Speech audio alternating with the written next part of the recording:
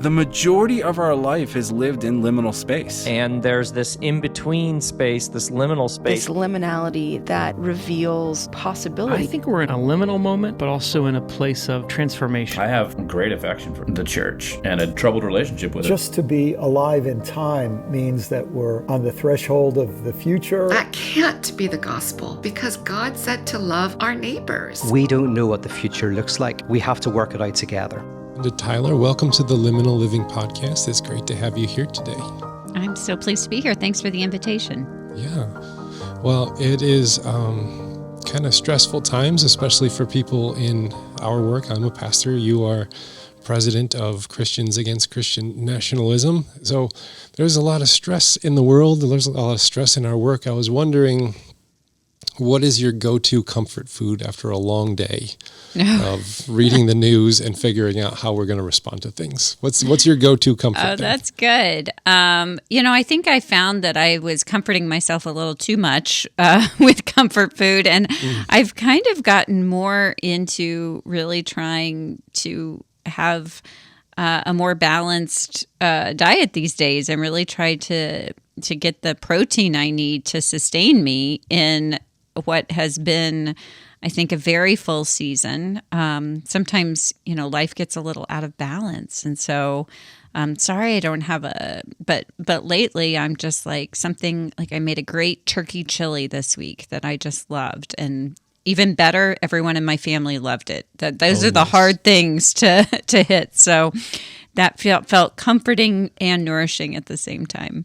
Oh, nice. I'm with you. I probably gained a little bit too much weight over this past year, going to the comfort foods too much. And now we just started Lent, like we're on week 2 coming up here in Lent. And so I decided to give up potato chips because that was like my thing. And what else? And doom scrolling on the Facebook Reels. I gave up that for Lent too. Those both seem like very healthy habits to pick up in this time. Yes. Yeah. I've been trying to displace, not just make a vacuum, but displace it with something better. Like in place of chips, I'm doing pickles. I can eat pickles because you still kind of get the crunch and the salt. So you're good there. And then I watch The Simpsons. If I'm doom scrolling and I'm like, wait, I'm doom scrolling on the Reels, I got to jump into an episode of The Simpsons instead.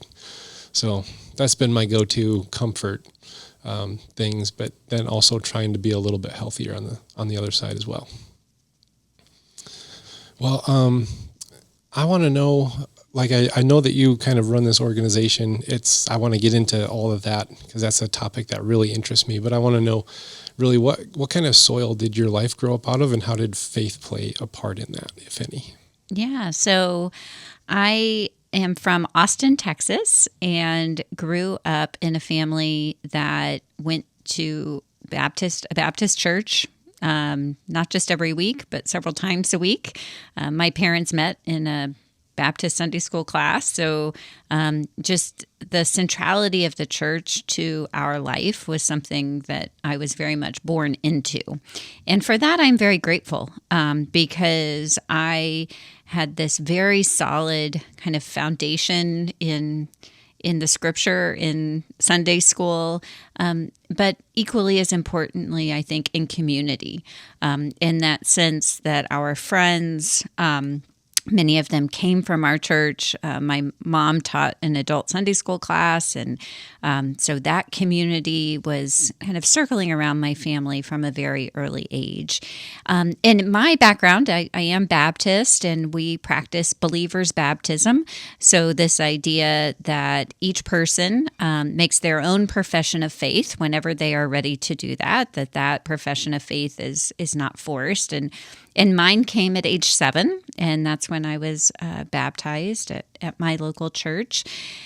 And I think, that's a relatively early age for a believer's baptism, and I think that just kind of shows how much I really embraced my faith and understood it to be an important part of my life from a really early age. And now, it is something that has sustained me throughout my life and has continued to be a place not just of comfort, but also of challenge and community for me throughout my life. So when I went away to college, I grew up in Austin, Texas, all through growing up, and then traveled very far away to Georgetown University in Washington, D.C., because I had such an interest in politics and government, but continued to be involved in faith communities, both campus faith communities and also involved in churches off campus throughout my college years, which, again, I know is not always a typical experience for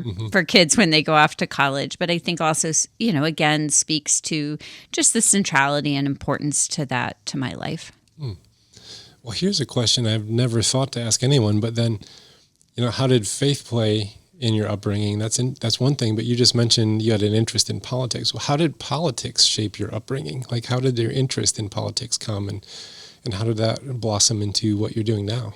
Yeah, so it's a little weird. I mean, I really have to say that it's not that it's innate, but from a super early age, I was interested in politics. And it didn't really come from my family.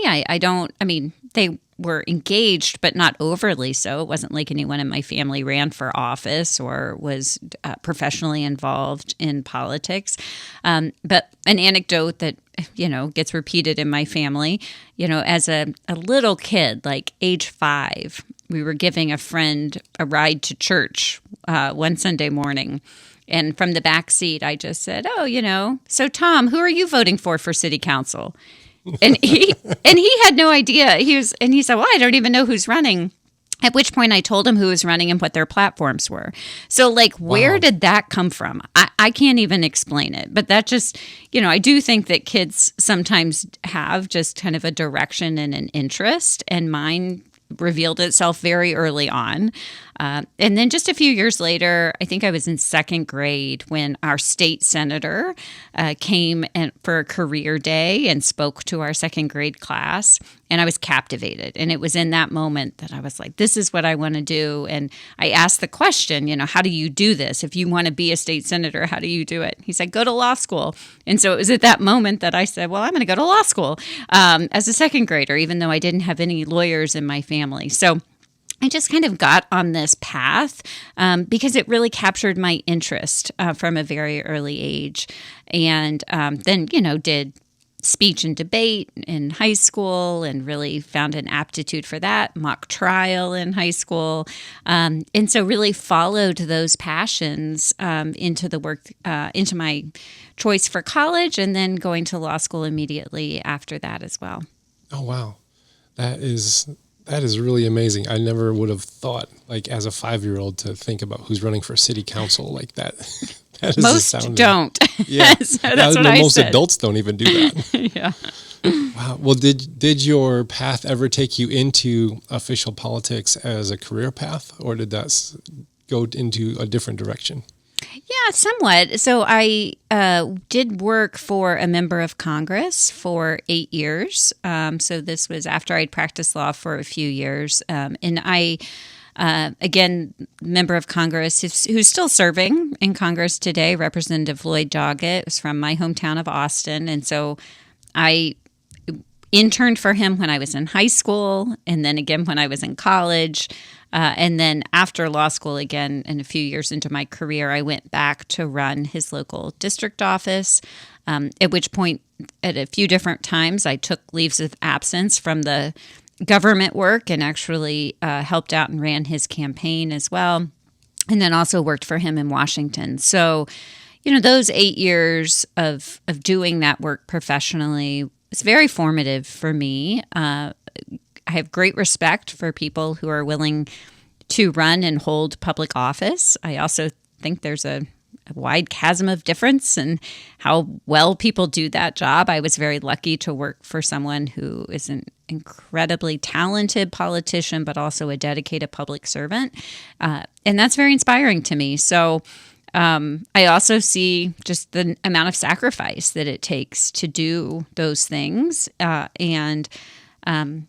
this point in my life, have not felt that particular call yet to public service, though I can't rule anything out for the future.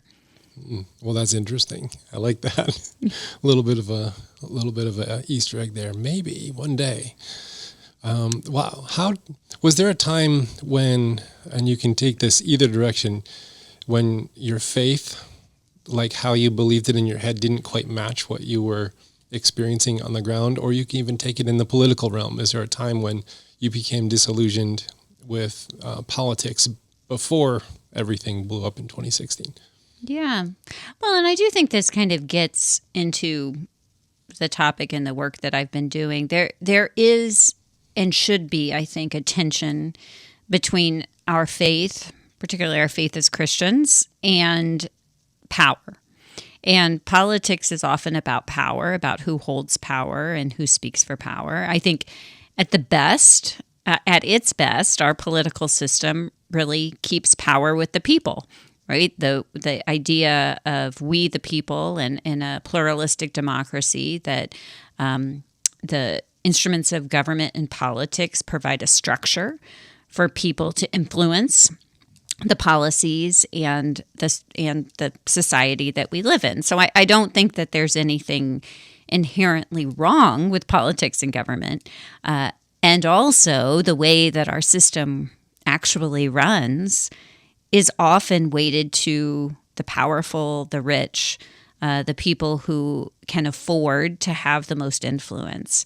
And so I would feel that disconnect, right, at different points. Again, I was fortunate to work for a member of Congress who really did believe in power for the people and who did stand against big corporate interests. But I think that sense of greed and power should always feel in tension for people of faith, because our faith is about kind of overturning the powers of the world, right? And thinking about power in a very different way, and about really elevating and centering the needs of people who have been forgotten, oppressed, and marginalized. So I do think that there is an opportunity in government and politics to work to those ends, but also that's just not how the system has been designed. But I didn't have, and there was never this moment of, I feel like I'm having to sacrifice my faith or my religious convictions in order to do this job. I didn't have that that sense of disconnect at points. But I do think if we, as Christians in the world, that we have to continually hold ourselves to account what it means to really follow Jesus in a society that has such rampant inequality and discrimination. The society we live in is not God's kingdom on earth, and I think our work is continually trying to be part of building that in a flourishing society that works for everyone, regardless of what we believe or how we worship. Yeah, you mentioned the kingdom of God, and I grew up kind of in that fundamentalist, charismatic side of the faith, where we didn't really ever know what the kingdom of God was. Like, we didn't really do a lot of the Jesus stuff either. It was mostly Paul and an Old Testament, and supplemented with sayings of Jesus when they fit our paradigm of understandings. But we never really got into what the kingdom of God was. So in my brain, it just became synonymous for, well, that's where we go when we die, kind of a thing. And I'm wondering if there's any kind of like theological framework there that you think maybe Christian nationalism is growing out of, like a lack of understanding of the kingdom of God, or possibly something else. Do you see anything in that realm?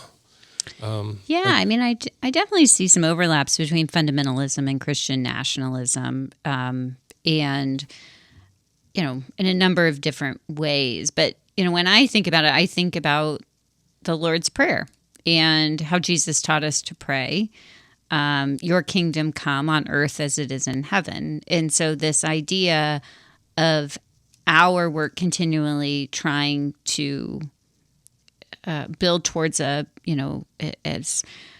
King and many others have said, a beloved community, a community that does reflect God's vision for all of God's children, that is not just work for later, but that is our work for now. And I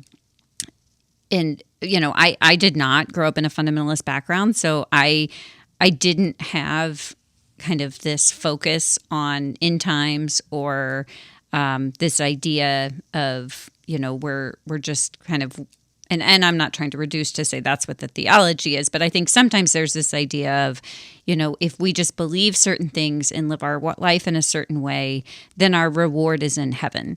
And this idea that exempts us from working towards justice or loving our neighbors in a way that doesn't just delay the sense of actual human flourishing, that is possible in the life that we're living now. And it is that kind of life that prepares us well for a life in eternity with Jesus. Not that it is, check these boxes and therefore you will get it, but actually that we are learning to live with one another in this life that we're given on earth. And that is the reward in heaven, that we are prepared well then to live forever in that sense of love and community. So to the extent that Christian nationalism kind of takes an idea of God's will for the world and really does have it in kind of an end times frame, and that God has a special role for the United States to play in just kind of getting to the finish line, I think that does diminish the gospel and the way that Jesus lived his life on earth, that he wasn't just delaying for the future, but actually actively living to make the lives of his neighbors better in the time of great oppression, that example actually speaks very much to the times that we're living in now, if we are willing to accept it and answer that call to follow Jesus for our time and not just for some time in the future in heaven. Yeah, that makes sense.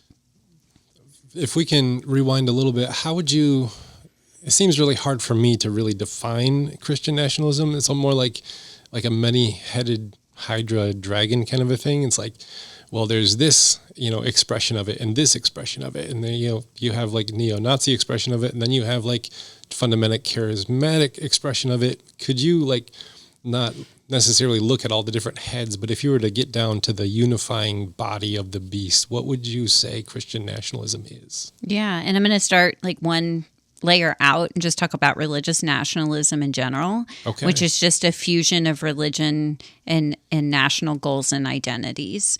And that has been a recurrent problem throughout history and around the world today, right? And so to think about, for instance, Christian nationalism, really thinking about that going back to the time of Constantine, when the empire assumed Christianity for its own and therefore started to define what Christianity was in empirical terms, that's where we, got off track from the teachings of Jesus, that Jesus was always about, again, the marginalized and the oppressed by power, not about power himself. And so when those in power assume the mantle of Christianity and seek to define and impose it, that is a betrayal of the faith itself.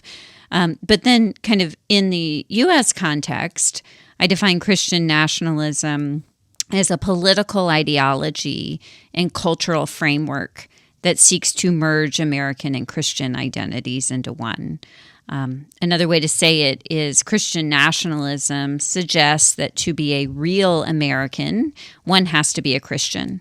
And not just any kind of Christian, but often a Christian who holds fundamentalist religious beliefs that are in line with certain conservative political priorities.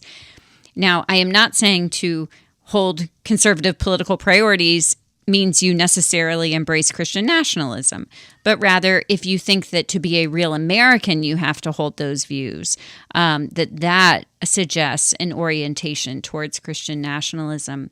And the many heads of Christian nationalism, I think, is a good image. I also think about it, and this is reflected in social science surveys, as kind of orientations towards Christian nationalism. That every person has an opportunity every day to either embrace or reject Christian nationalism, because it's this ideology and cultural framework that just exists in our society. And so to think about, there are gradations of it. On one end, you have people who are fully adhering to this ideology, so adherence to Christian nationalism. On the other end, you have people who are completely rejecting it, rejectors of Christian nationalism. And then you have people in the middle who are either resisting it but haven't fully rejected it, or sympathetic with it even if they aren't fully on board. And I think that kind of spectrum helps. And then for people who are really interested in digging deep, there are, even among adherents, there are, I think, different expressions of it. Some that look more political, that are more explicitly white supremacist, although I want to say that the idea of white supremacy actually pervades the entire ideology, that we can't separate that out. There are some that seem more biblically, use biblical references. Again, the more fundamentalism or reading of the Bible, but use that to kind of justify the Christian nationalism.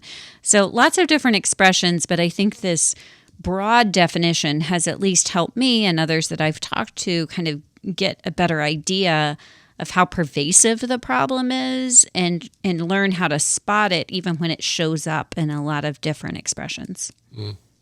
I like that gradient is helpful instead of just a toggle switch. You either are or you aren't.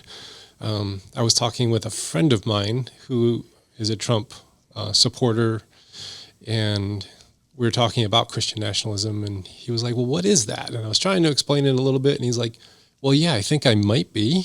It's like, okay, well, but in my head, it was toggle switch. It was like, you are or you aren't. It's like you reject it or you accept it. And that gradient really helps me see a little bit more.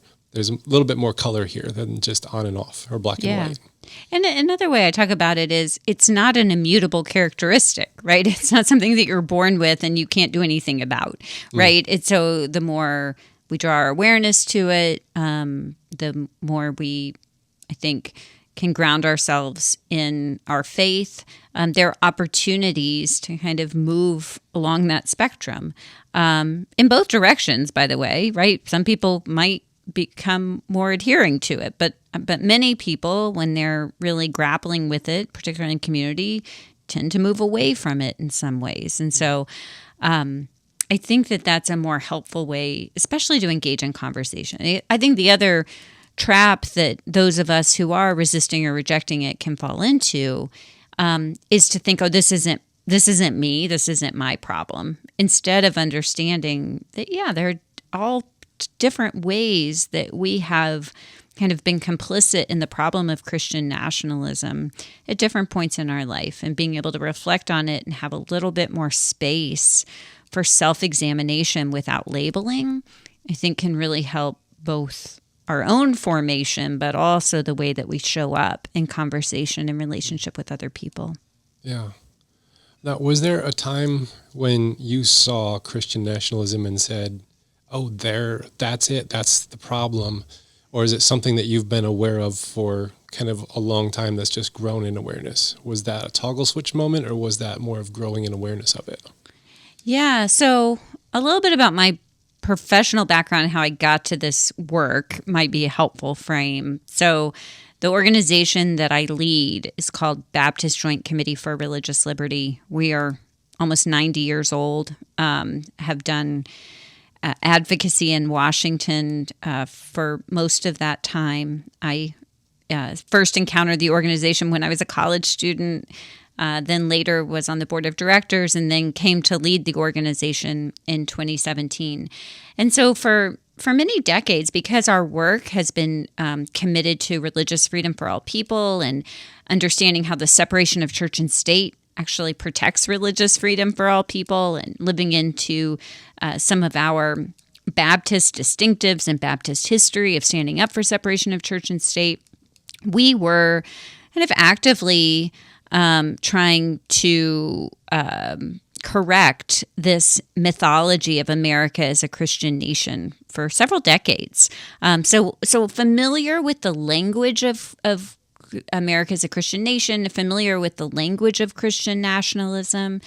But I think for me, my like toggle switch moment, of like, this is not just one of many issues we need to be focused on, but this really needs to move to be a top priority, was the shooting at Tree of Life Synagogue in October of 2018, and which remains the deadliest attack on a Jewish population in U.S. history, where worshipers were killed during their their Shabbat services on a Saturday morning.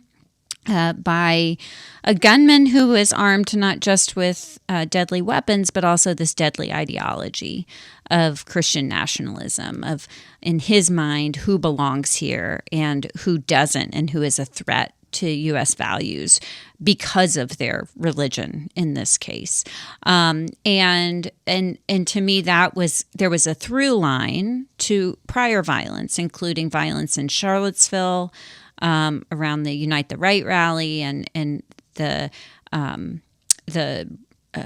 really violent actions there, including the marches and intimidation around synagogues in Charlottesville, and then before that, the shooting at Mother Emanuel AME Church in South Carolina, in Charleston, South Carolina. That all of these had a common thread of this ideology of Christian nationalism. And that was really the catalytic event, ending with Tree of Life, that spurred the creation of Christians Against Christian Nationalism. So Christians Against Christian Nationalism is a campaign that's coordinated by Baptist Joint Committee for Religious Liberty, but we do it ecumenically. We do it with a number of other Christian partners.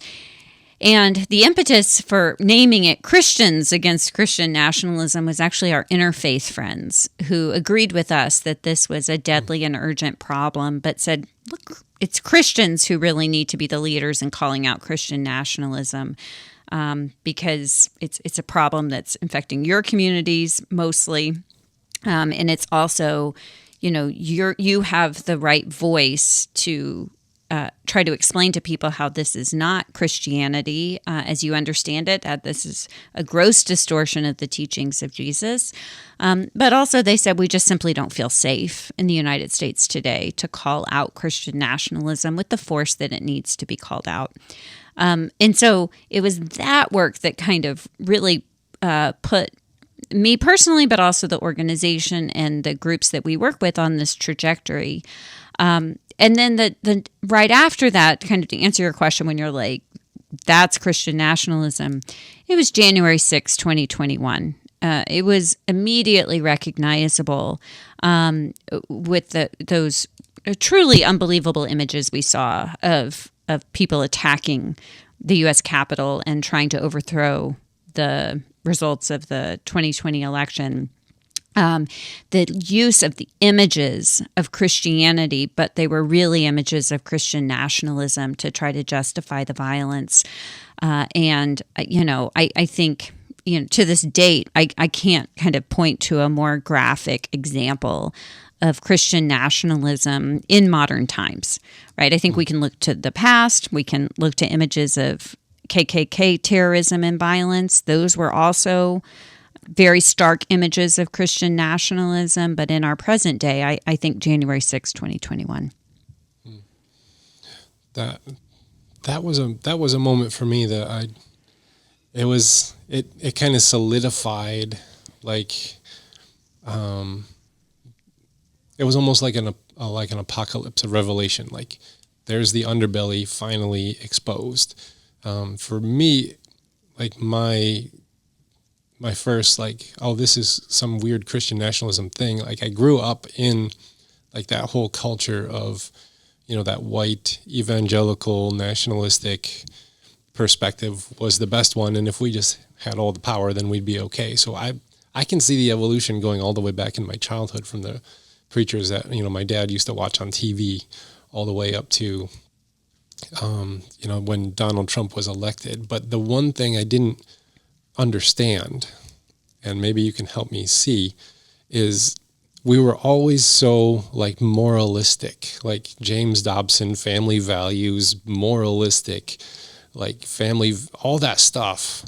And then like, how did Donald Trump, who's this billionaire real estate playboy from downtown New York, like adopt the Christian right, family values kind of a thing? This is still something that I'm struggling to understand. Even if people try to justify it here and there for me, like I cannot build a bridge between those things. Have you ever been able to build a bridge between those two things?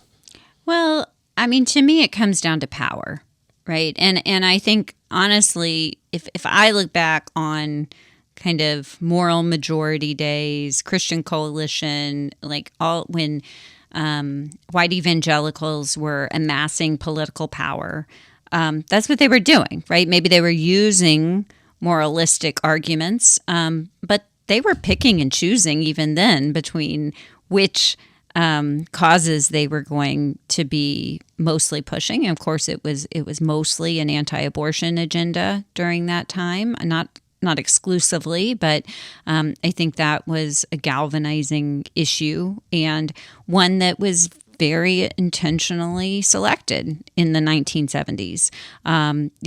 Famously, it wasn't before Roe v. Wade or even immediately after Roe v. Wade that became the unifying issue. And I'm not, the historian, the expert on this, but I've read and heard a lot about this, that it actually in many cases was a reaction against desegregation, including desegregation in Christian communities, that was really propelling political action, but that wasn't politically salient, right? They couldn't say, our cause is to resegregate the schools, but instead kind of chose this other issue and became kind of using that as the vehicle for amassing political power. So I don't see a huge disconnect between that and then being willing to sacrifice their commitment to those issues in order to continue to be in service of political power.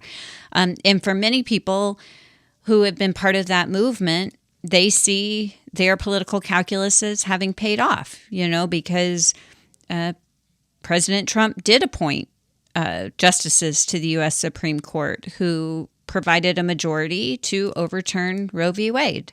And that was kind of where they started their advocacy, and they saw the culmination of that and are now seeing laws across this country to ban abortion in ways that are really putting women's health in jeopardy. So I just see it all as part of the same fabric of being willing to sacrifice theological convictions, including how we comport ourselves in the political world in service of power. Yeah, now you've kind of been hinting at one of the major threads of Christian nationalism, and that would be like a white supremacy. Now we've talked about segregation. Like, can you pull on that thread a little bit more? Is there a beginning point that we're going to see like Christian nationalism has its roots in white supremacy, and then how it then just kind of cloaks itself in, religious ideology? Is it all the same thing? Is it just another form of white supremacy, or is it just one of the ingredients? Yeah, I mean, I think in the U.S. context, we can point back to the doctrine of discovery, which was this deadly heresy that used Christian scripture to say that it was God's will for European conquerors to travel to the quote-unquote New World, right, and to steal native land and to, either push them aside or kill if necessary in order to take over the land, that was God's will for the world. So really subjugating Christian scripture and Christian values to power, and how there was inherent white supremacy, European white supremacy inherent in that way of thinking. And then that just continued with choices that were made by colonial powers.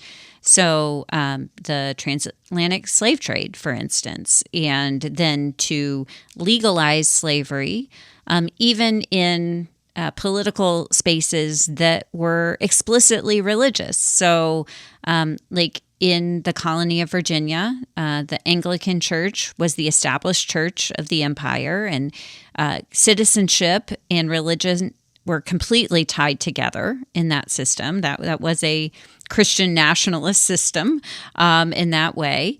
And the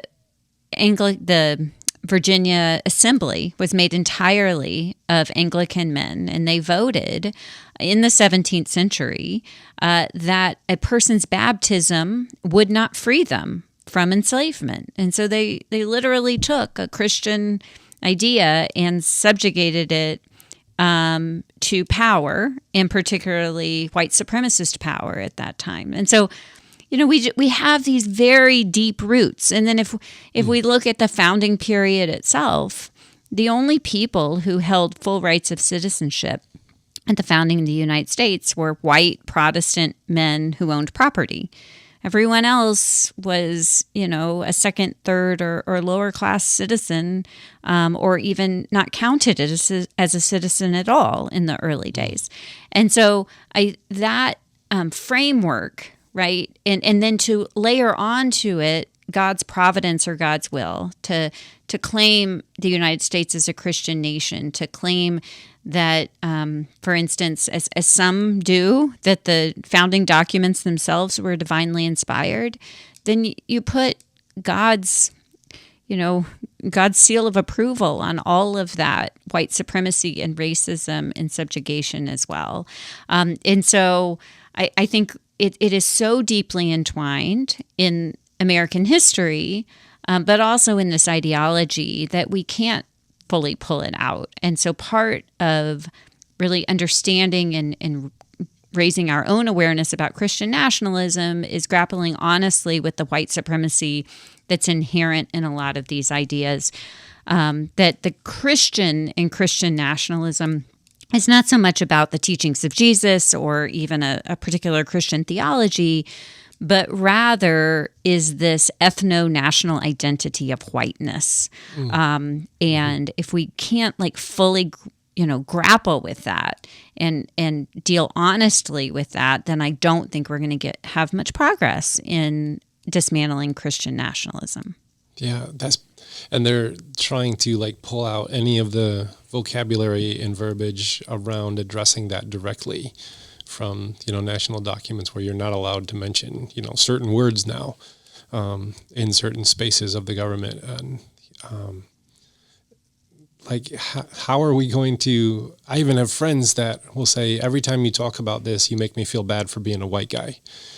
And I have a hard time communicating. I'm not talking about you. I'm talking about the water you're swimming in, kind of a thing. Is there a way that you can bring this topic to kind of that white male-centered person that maybe is a little more palatable, and they're not just going to totally reject it? Because once I see it, I can't unsee it. And then I'm having a hard time helping other people see it because they immediately get offended when I bring it up. And I don't know how to bridge that gap of now I'm offended because you mentioned that I'm white, kind of a thing. Have you found any tools to help you cross the bridge? Well, I mean, I think you're doing the right thing in just even being in conversation about it, right? Because I think, we've seen this incredible attack on an honest telling of history, and also, from the federal government level, an attack on diversity, equity, and inclusion initiatives. And I think part of the backlash we're seeing against that right now is that we can't policy our way out of this problem. Right. We're not going to have not that the policies themselves are bad policies, but they're so deeply entrenched that that people are kind of responding in these really unproductive ways. And so I think the best way is really for communities and, in our context, congregations willing to deal with truth, right? That should be, I think, a Christian value, and willing to be unsettled by it, right? I think we have, I think not that people should feel bad themselves, but I think they should feel some sort of lament about what's happened in our country and how the continues to have ripple effects to the present day that result in inequality across our society, right? Inequality that hits all different groups in all different ways. But part of the problem is we've never honestly dealt with the trauma and the shame and the violence that was perpetrated in the past, right? And so it's up to us to be willing to build those relationships and have those conversations today. And we can't promise that people aren't going. I would be concerned if people, learned about the past and didn't have some kind of negative feelings associated with it. But think about all the negative feelings that people who have been, really most vulnerable to discrimination and oppression, think about the feelings that they've had, right? That we don't. And so I think there is a real fragility in white culture about really learning and grappling with some of the harder and more violent aspects of our past. And I just don't think we can, assure or promise people that they won't ever have negative feelings about these things. That's not really a good way to approach the topic. And I'm particularly troubled with what we're seeing happening with public school curriculum, that there is this erasure of the uncomfortable and violent aspects of American past, as if those are somehow threatening. And I guess they are threatening to a Christian nation mythology. If you prefer mythology to history, then the truth is threatening to that. But that was a powerful phrase right there. Wow. And I think a lot of people would rather have a mythology of the United States than an actual history. Wow. Yeah, that's profound. I'm going to be thinking about that one for a long time. Wow. I had a conversation, this is years ago, probably, I would want to say probably 2013, 2014, somewhere in there. I was working for a church plant. It was a small startup in a coffee house. And I was like one of the pastors on staff, and I was paid part-time, and I would come and sit in the coffee house for 7 hours, and people would come and go, and I'd do my office work there, but mostly I was meeting with people. And I remember we were just kind of sitting around a table having coffee, and somebody brought up slavery, and they didn't even, there wasn't a lot of commentary on it, just about the effects of slavery today in the modern day. How they still ripple effect. And this one woman at the table, she just lost it. She stood up and just started yelling with a finger pointing, and just really, that was not the tone of the conversation until that moment, kind of a thing. And she was yelling, "That wasn't me. I didn't do that stuff. You can't hold me accountable for that." And she lost it, and she sat back down, and she's sweating and just breathing heavy. And I looked at her, and I just said, "I think that's the most passionate I've seen you get about any topic we've ever talked about, even your faith and even Jesus. And I'd like to know why." And that disarmed her in that moment. Just why did I just do that? Why did I just say that? I think there's these force fields we put around ourselves where we're going to protect ourselves from the uncomfortable feelings of, guilt and shame that we might feel if we talk about certain things, because we're so deeply identified with whiteness instead of as an ethnicity, but as a cultural reality. I am this. So if you criticize this, you're criticizing me. And it's really hard to separate out whiteness from the white person and say, I'm not talking about you as a white person. I'm talking about the whiteness that pervades our society, that we all participate in some fashion. And that was a moment for me that was kind of eye-opening. Like, wow, this is a really inflaming issue. And that was before, everything got so polarized in, the 2015 nominations and 2016 elections and all that kind of stuff. And it's only gotten worse, I think. Yeah. I mean, kind of where that takes me, that's such a powerful memory and story.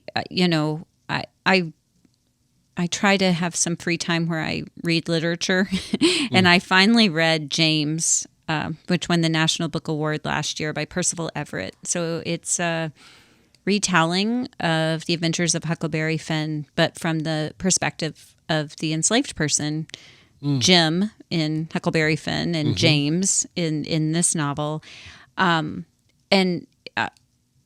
Incredible book, entertaining, so well written, imaginative, and incredibly violent. And this is just this.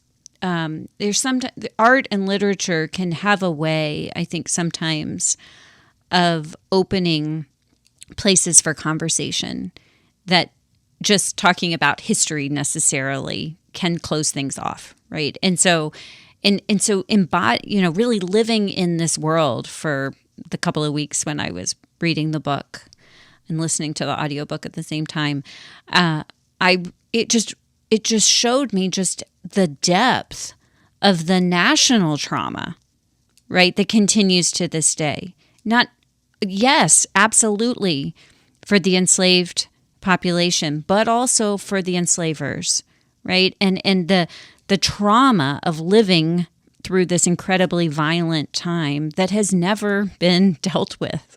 And sometimes I think we see the trauma coming out like in outbursts like that we don't even understand where they came from, right? And that part of this is just, it requires us to, in community, to live and talk to each other about the past, but how that's continuing to show up in the way we deal with it right now. And we are, as a country, moving so far back in this moment by, again, refusing to face honestly and I think patriotically, honestly. If we love our country, we love it enough to tell the truth about it and to be willing to want more for us. That's what we need right now, and not to be shutting down and banning topics or content or books that make us think differently and maybe with some difficulty about our past and our continuing obligations in the present and the future. Yeah. Well, this is a really hard time to be here. I've had a lot of autoimmune flare-ups because of the stress, because of the lack of sleep, because of everything going on. It's been really, really hard, and I'm trying to do the practices that will kind of ground me in some healthy things. What is giving you hope right now in the midst of all of the crazy? Yeah. I don't get hope from my devices and my feeds and in my inbox. I get hope from human connection and conversation. So conversations like this one for sure. But also, I spend a lot of my time out in the community all over the country, talking with people about Christian nationalism, but also envisioning what a different future could look like. And I'm finding that in these days that are so difficult, hundreds of people are showing up when I go and speak, and they are getting a sense of community and energy from just their presence in person, with other people in this work. And then I'm sensing a real desire to continue it. It's not just a one-off, let me go listen to this speaker, but actually what could we continue to do in our community? And it's very inspiring to me in this moment that in these very dark days that we may be part of really a renewal of community in this country, maybe even creating something that's never existed before. And to be even a very small part of that is giving me a lot of hope. That's good. Well, I want to thank you so much for coming on the show. I think you're doing really important work, even though it's really difficult work. Thank you for your work out there, being a voice, trying to help steer the ship in a different direction. Where do you want to send people to connect with your work and what you do?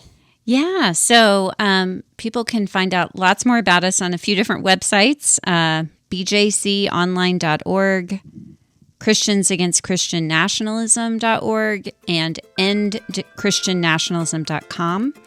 The last one is kind of the landing page for my recent book, How to End Christian Nationalism.